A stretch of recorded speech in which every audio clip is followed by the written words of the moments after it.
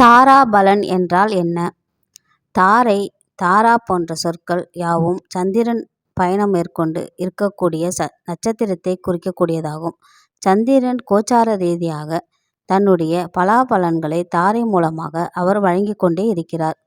பொதுவாக ஒருவர் பிறக்கும் பொழுது சந்திரன் எந்த நட்சத்திரத்தில் பயணம் செய்கின்றாரோ அந்த நட்சத்திரமே அவருடைய ஜென்ம நட்சத்திரம் ஆகும். ஜென்ம நட்சத்திரம் என்பது எப்பொழுதும் மாறக்கூடிய அல்ல.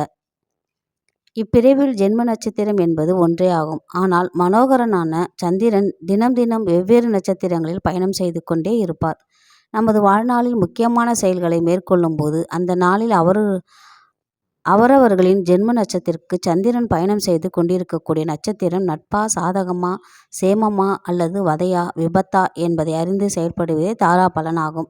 ஒருவரின் ஜென்ம நட்சத்திரத்தில் இருந்து அன்றைய தினத்தின் நட்சத்திரம் வரை எண்ணும் பொழுது வருகின்ற 1, 2, 3, 4, 5, 6, 7, 8, 9 உள்ள எண்களுக்கு பலன்கள் கொடுக்கப்பட்டுள்ளது. 9க்கு மேல் வந்தால் 9ஆல் வகுக்க வரும் மீதியை கொண்டு பலன்களை காண வேண்டும்.